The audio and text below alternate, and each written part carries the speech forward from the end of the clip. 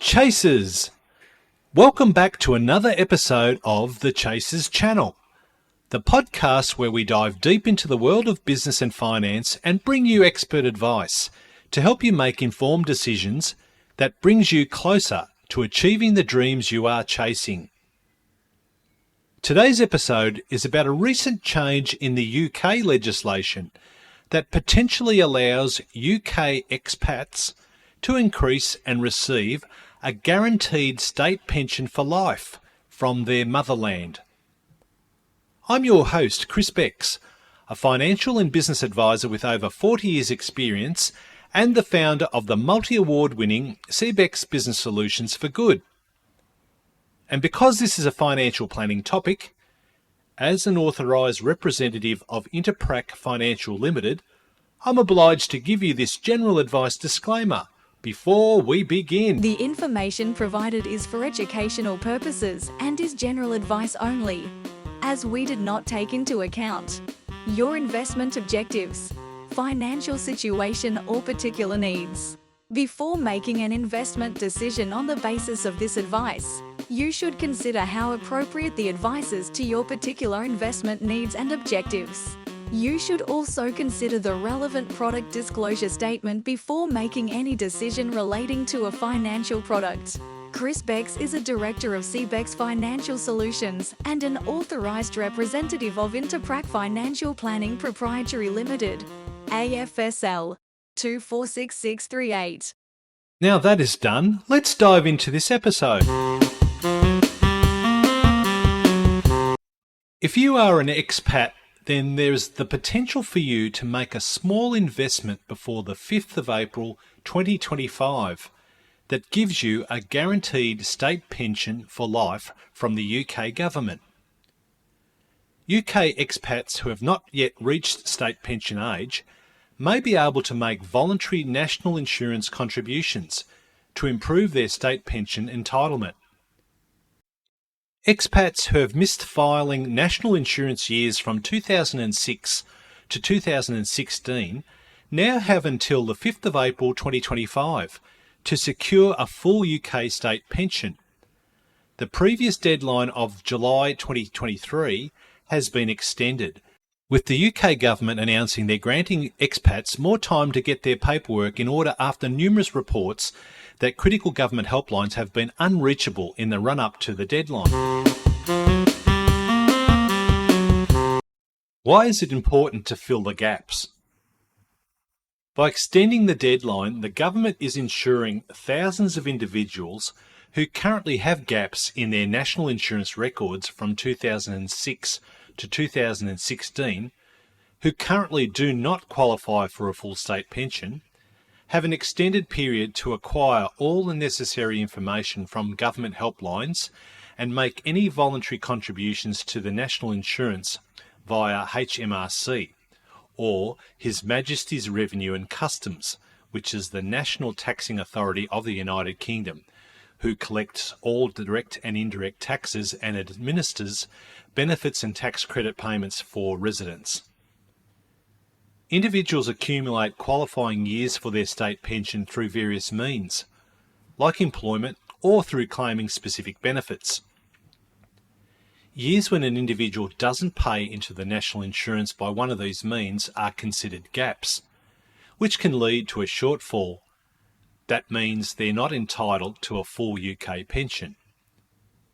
They may choose to rectify this by making a voluntary contribution for the missed years. Doing so can be a very profitable move, as some individuals will spend as little as £800 bridging any gaps in their records while seeing a return of £5,500 or more. What happens after the 5th of April 2025?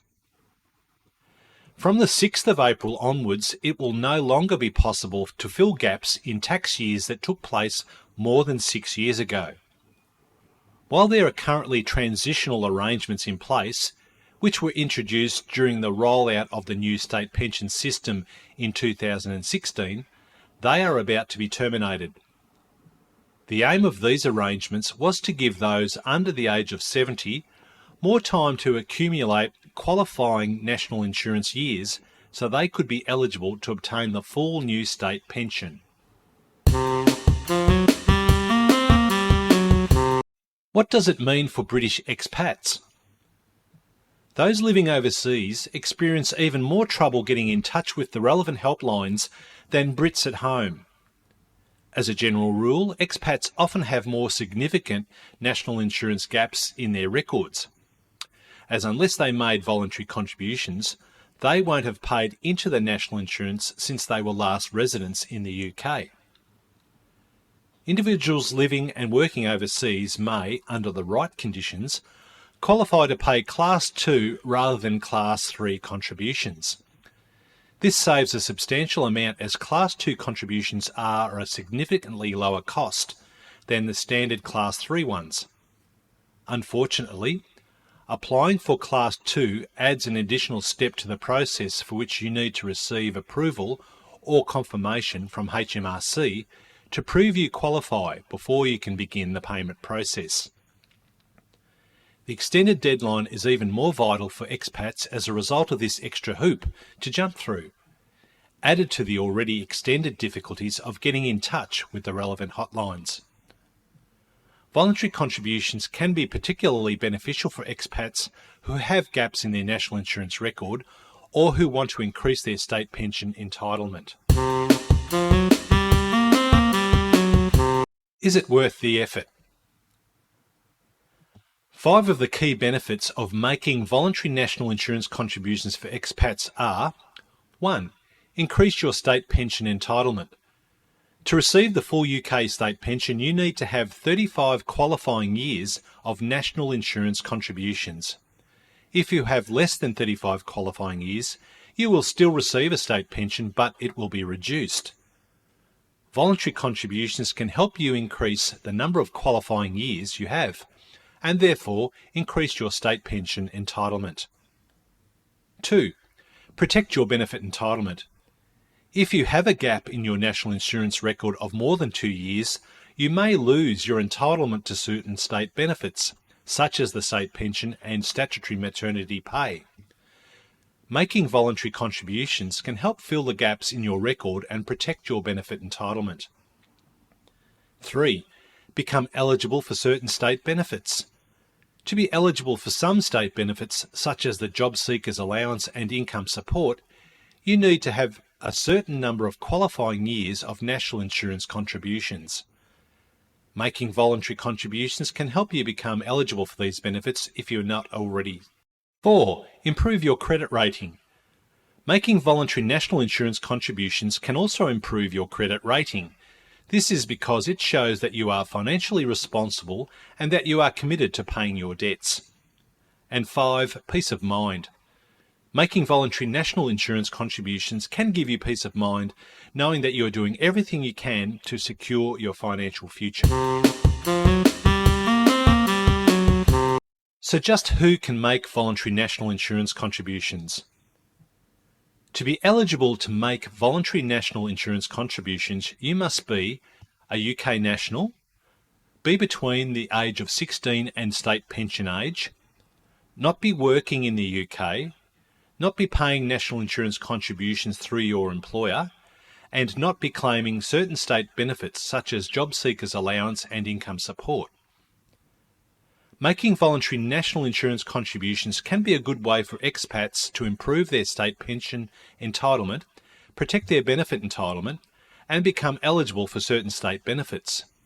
It can also help to improve your credit rating. But you can only make voluntary national insurance contributions if you are eligible to do so. If you are a UK expat and want to find out more about this concession of voluntary national insurance contributions, you should speak to our financial advisor to get personalised advice. As with any financial planning or matters relating to tax, always get some advice from an expert before you do anything. It's good insurance against costly financial mistakes. Thank you for listening.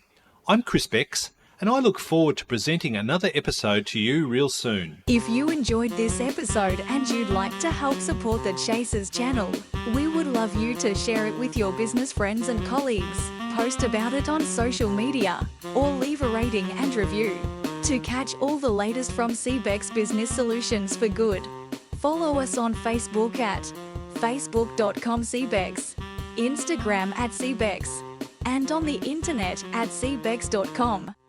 Thanks again, and we'll be sharing new info with you on our next episode.